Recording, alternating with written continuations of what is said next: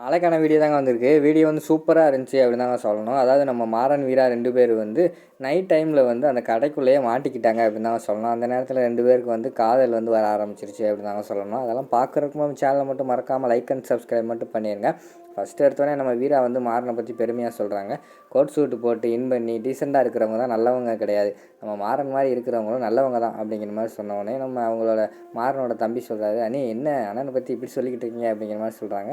உங்களுக்கு தெரியல, எனக்கு அவனை பார்த்தவொடனே தெரிஞ்சிச்சு, பழகினப்பே அவன் நல்லவன் எனக்கு தெரிஞ்சிச்சு, அதனால் சொன்னேன் அப்படிங்கிற மாதிரி சொன்னவொடனே மாறன் அமைதியாகவே இருக்காங்க. மாறனை பார்த்துட்டு வள்ளி வந்து என்னடா அவள் எப்படி சொல்கிறா அப்படிங்கிற மாதிரி வந்து கண்ணசைவிலே கேட்குறாங்க. எனக்கு ஒன்றும் தெரில அப்படிங்கிற மாதிரி வந்து மாறன் சொல்லிடுறாங்க.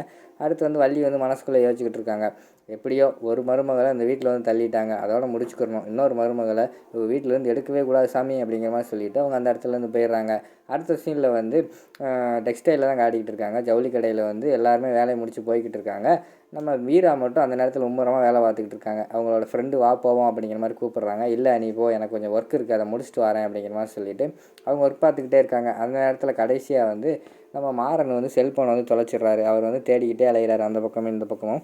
கடைசியில் தேங்கிட்டு நம்ம வீரா வந்து கிளம்புறாங்க கரெக்டாக லேப்டாப்பெல்லாம் மூடிட்டு. அந்த நேரத்தில் வந்து மாறன் வந்துட்டு, வீரா என் செல்லை பார்த்தியா அப்படிங்கிற மாதிரி சொன்னேன். உன் செல்லை எங்கே பார்த்தேன், நீ எங்கே போட்டியோ அப்படிங்கிற மாதிரி கேட்காங்க. என் செல்ஃபோனை காணும், கொஞ்சம் தேடி கொடுமே, காலிலேருந்து நான் தேடிக்கிட்டு இருக்கேன் அப்படிங்கிற மாதிரி சொல்கிறாங்க. செல்ஃபோனை காணுமா, சரி இரு, என்னோடய மொபைல்லேருந்து நான் வந்து கால் பண்ணுறேன், அதை போய் தேடிடுவோம் அப்படிங்கிற மாதிரி சொல்கிறாங்க. அறிவு, கடைக்குள்ளே தான் டவர் கிடைக்காது உனக்கு தெரியாதா, டவர் கிடச்சா நானே ஃபோன் போட்டு எடுத்துருக்க மாட்டேனா அப்படிங்கிற மாதிரி யோசிச்சுக்கிட்டு இருக்காங்க. எனக்கு தேடி கொடு அப்படிங்கிற மாதிரி சொல்கிறாங்க. அதெல்லாம் முடியாது, மணி 10 மணி ஆச்சு, நான் உடனே கிளம்பணும், அம்மா வேறு என்னை தேடுவாங்க அப்படிங்கிற மாதிரி வந்து வீரா சொல்கிறாங்க. என்ன என்னை தனியாக விட்டு போகிற, அன்றைக்கெல்லாம் உன் ஆட்டோ வந்து காணாமல் போச்சு, நான் வந்து உனக்கு ஹெல்ப் பண்ணேன், அதெல்லாம் மறந்துட்டியா, எனக்கு என் செல்ஃபோன் இல்லாமல் இருக்க முடியாது அப்படிங்கிற மாதிரி சொல்கிறாங்க. ஆட்டோவும் செல்ஃபோனும் ஒன்றா அப்படிங்கிற மாதிரி வீரா கேட்குறாங்க. ஆமாம், உனக்கு வந்து ஆட்டோ எவ்வளோ முக்கியமோ எனக்கு என் செல்ஃபோன் எவ்வளோ முக்கியம். எனக்கு வீட்டில் கம்பெனி கொடுக்குற ஒரே ஆளே என்னோடய செல்ஃபோன் தான். அது இருந்தால் தான் நான் பாட்டில் பாட்டை கேட்டு நான் பாட்டில் மாடியில் படுத்து தூங்கிட்டு இருப்பேன். அது இல்லைன்னா எனக்கு ஒரு கை இல்லாத மாதிரி இருக்கும், ப்ளீஸ் தேடி கொடு அப்படிங்கிற மாதிரி சொல்கிறாங்க.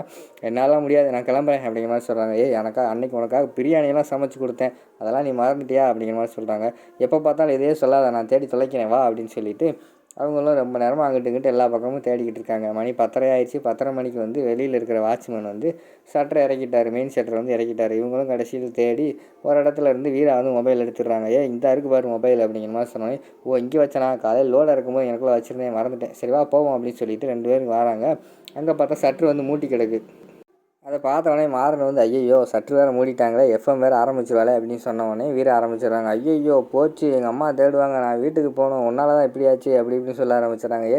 இரு எதுக்கு இப்போ என்ன லேட் ஆகிடுச்சு, சட்டரை பூட்டிட்டாங்க, என்ன பண்ணலான்னு யோசிப்போம் அப்படிங்கிற மாதிரி சொல்கிறாங்க. அதெல்லாம் எனக்கு தெரியாது, நான் இப்போ வீட்டுக்கு போகணும், என்னை கொண்டு போய் வெளியில் விடு அப்படிங்கிற மாதிரி சொல்கிறாங்க. என்னது வெளியில் விடவா, நானும் உன் கூட தானே இருக்கேன், எப்படி போகணும் எனக்கே தெரியாமல் நான் முழிச்சிக்கிட்டு இருக்கேன், வெளியில் போய் விட சொல்கிறேன் அப்படிங்கிற மாதிரி மாறன் சொல்லிக்கிட்டு இருக்காங்க. எல்லாம் ஒன்றால் தான், அவன் மொபைலை தேடி கொடுத்தனால தான் இப்படி ஆயிடுச்சு அப்படிங்கிற மாதிரி சொல்லிக்கிட்டு இருக்காங்க. ஐயையோ இதையே சொல்லிகிட்டு இருப்பாளே அப்படிங்கிற மாதிரி வந்து நம்ம மாறன் வந்து சொல்லிக்கிட்டு இருக்காங்க. அந்த பக்கம் பார்த்தா இவங்க தேட ஆரம்பிச்சிட்டாங்க வீரா வீட்டில். ஆல்ரெடி என்னடி 10 மணிக்கே வர்றேன்னா மணி 11 மணி ஆயிடுச்சு, இன்னும் ஆளை காணோம் அப்படின்னு சொல்லிட்டு நம்ம வீராவோட அம்மா தேடிக்கிட்டு இருக்காங்க. உடனே வந்து பிருந்தா வந்து சொல்கிறாங்க, இருமா, இன்னும் அக்கா ஒரு வேலையை முடிச்சுட்டு வந்து எங்கேயாவது போயிருக்குமில்ல, ஆட்டோ ஓட்ட போயிருச்சா என்ன பண்ணுவேன் அப்படிங்கிற மாதிரி கேட்டவொடனே, அவள் எப்படி ஆட்டோ ஓட்ட போவா, வந்துட்டு தாண்டி போவா அப்படிங்கிற மாதிரி சொல்கிறாங்க. அம்மா ஒரு வேலை ஒர்க் இருக்குமா, லேட்டாக வருவாங்க அப்படிங்கிற மாதிரி சொல்கிறாங்க. அவள் கூட வேலை பார்த்தவெல்லாம் வந்துட்டாடி, இவ தாண்டி வரல, என்னன்னு தெரியல அப்படிங்கிற மாதிரி அவங்க யோசிச்சுக்கிட்டே இருக்காங்க. சரின்னு சொல்லிட்டு வீரா மொபைலுக்கு வந்து கால் பண்ணி பார்க்காங்க. கடைக்குள்ளே தான் டவர் கிடைக்காதுல, நாட் ரீச்சபிள்னு வருது. என்னன்னு தெரியாமல் அவங்க அங்கிட்டு வெயிட் பண்ணிக்கிட்டு இருக்க மாதிரி காட்டுறாங்க. டக்குன்னு பார்த்தா இங்கிட்டு பார்த்தா ஜவுளி கடைக்குள்ளே வந்து கரண்ட் வேறு போயிடுச்சு. வெளியே இடி சத்தமெல்லாம் கேட்டுக்கிட்டு இருக்கு. என்ன கரண்ட் போயிடுச்சு, போய் ஜென்ரேட்டர் ஆன் பண்ணு அப்படிங்கிற மாதிரி வந்து வீரா சொல்கிறாங்க.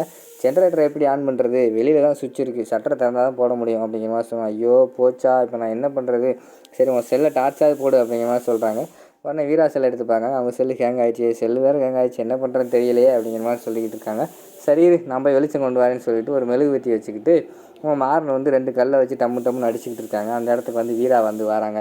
என்ன நீ கல்லை வச்சு என்ன வித்தை காட்டிக்கிட்டு இருக்க அப்படிங்கிற மாதிரி சொல்கிறாங்க. என்னம்மா வித்தை காட்டிக்கிட்டு இருக்கேன்னு சொல்கிற, அந்த காலத்தில் காட்டுக்குள்ளெல்லாம் ஆதிவாசிங்க இப்படி தான் கல்லை வச்சு தான், சிக்கிமிக்கி கல்லை வச்சு தான் தீயை உண்டு பண்ணாங்களாம் அப்படிங்கிற மாதிரி சொல்கிறாங்க. அந்த கல்லை கொடு அப்படிங்கிற மாதிரி சொல்கிறாங்க. நீ என்ன கல்லை வச்சு நெருப்பு உண்டாக்க போறியா அப்படிங்கிற மாதிரி சொன்னேன். கல்லை கொண்டு எரிய போகிற மாதிரி ஒன்றே அப்படிங்கிற மாதிரி வந்து நம்ம வீரா சொல்கிறாங்க. எரிஞ்சிடாத, ஆம்புலன்ஸ் கூட வராது, டவர் வேறு இல்லை பார்த்துக்கோ, அப்புறம் கொலை கேஸில் உள்ளே போயிடுவேன் அப்படிங்கிற மாதிரி சொல்கிறாங்க. அவங்க உடனே அமைதியாகிடுறாங்க. டக்குன்னு நம்ம மாறன் வந்து லைட்டர் எடுத்து பற்ற வச்சுறாங்க மெழுகுவத்தியை. இதை முதலே செஞ்சுருக்க வேண்டியதானே, இதில் இந்த சீன்லாம் தேவையா அப்படிங்கிற மாதிரி சொல்கிறாங்க. என்ன செய்ய, பொழுது போகலை, ஏதாவது பண்ணுவோம்னு சொல்லிட்டு பண்ணிக்கிட்டு இருந்தேன், சரி வா அப்படின்னு சொல்லிட்டு அவங்க நின்றுட்டு இருக்காங்க. எப்படியா வெளியில் கூட்டு போ, இந்த கடையில் ஏதாவது தில்லு முள்ளு பண்ணிவிட்டு ஒரு மெயின் கேட் வழியாக போகாமல் எப்படியா போயிருப்பில்ல அப்படிங்கிற மாதிரி சொல்கிறாங்க. ஏய் என்னடி என்னைய நீ என்ன இவன் நினச்சிட்டியா, அதாவது திருடன் நினச்சிட்டியா அப்படிங்கிற மாதிரி சொல்கிறாங்க. இல்லை உனக்கு தான் நீங்கள் ரூட்டெல்லாம் தெரியும், நீ எப்படியா வெளியில் கூட்டு போயேன் அப்படிங்கிற மாதிரி சொல்கிறாங்க. உனக்கு இரு நானும் யோசிச்சுக்கிட்டு இருக்கேன் என்ன பண்ணுன்னு தெரியாமல் அப்படின்னு சொல்லிட்டு அவங்க யோசிச்சுட்டு இருக்கிற மாதிரி காட்டுறாங்க. அந்த நேரத்தில் வந்து நம்ம இவங்க இருக்காங்கல்ல, பிருந்தா அவங்க அம்மா எல்லாருமே சேர்ந்து நம்ம இவங்களுக்கு கால் பண்ணிடுறாங்க. கண்மணி கால் பண்ணி இன்னும் அக்கா வரலன்னு சொன்னோன்னே அவங்க பதறி போயிடுறாங்க. அவங்க வந்து ராமச்சந்திரன் கிட்ட போய் சொல்கிறாங்க. ராமச்சந்திரன் இருமா போய் தேடுவோம் அப்படின்னு சொல்லிட்டு அவங்களும் வண்டியை எடுத்து தேட ஆரம்பிச்சிடுறாங்க. எங்கேயா இருப்பா போய் தேடுவோம் அப்படின்னு சொல்லிட்டு தேட ஆரம்பிச்சிடுறாங்க. அடுத்து வந்து நம்ம வீரா வந்து நான் தண்ணி குடிக்க போகிறேன் அப்படின்னு சொல்லிட்டு தண்ணி குடிக்க போகிறாங்க. ஏன்னா கொஞ்சம் கொண்டு வா அப்படின்னு சொல்கிறாங்க. இருட்டுக்குள்ளே அவங்க பார்த்தா வலிக்கு விழுந்துடுறாங்க. சரின்னு சொல்லிட்டு நம்ம மாறன் போய் வா உன்னை தூக்குறேன், எந்திரிக்க முடியல அப்படிங்கிற மாதிரி சொல்கிறாங்க. நானே எந்திரிச்சிக்கிடுவேன் அப்படிங்கிற மாதிரி சொல்கிறாங்க. ஏய் வா அப்படிங்கிற மாதிரி கூப்பிட்றாங்க, வரமாட்டேன்றாங்க. சரி எந்திரி அப்படிங்கிற மாதிரி சொல்கிறாங்க. அவங்களால எந்திரிக்கவே முடியல. சரின்னு சொல்லிட்டு அதுக்கடுத்து வந்து நம்ம மாறன் வந்து அவங்கள அப்படியே தூக்கிட்டு வர மாதிரி காட்டுறாங்க. பேக்ரவுண்ட் லவ் சாங்கெல்லாம் போடுறாங்க. தூக்கி கொண்டு வந்து அங்கே ஒரு டேபிளில் உட்கார வச்சுக்கிட்டு இருக்கிற மாதிரி காட்டுறாங்க. அதோடு பார்த்தீங்கன்னா இந்த எபிசோடை வந்து முடிச்சிடுறாங்க.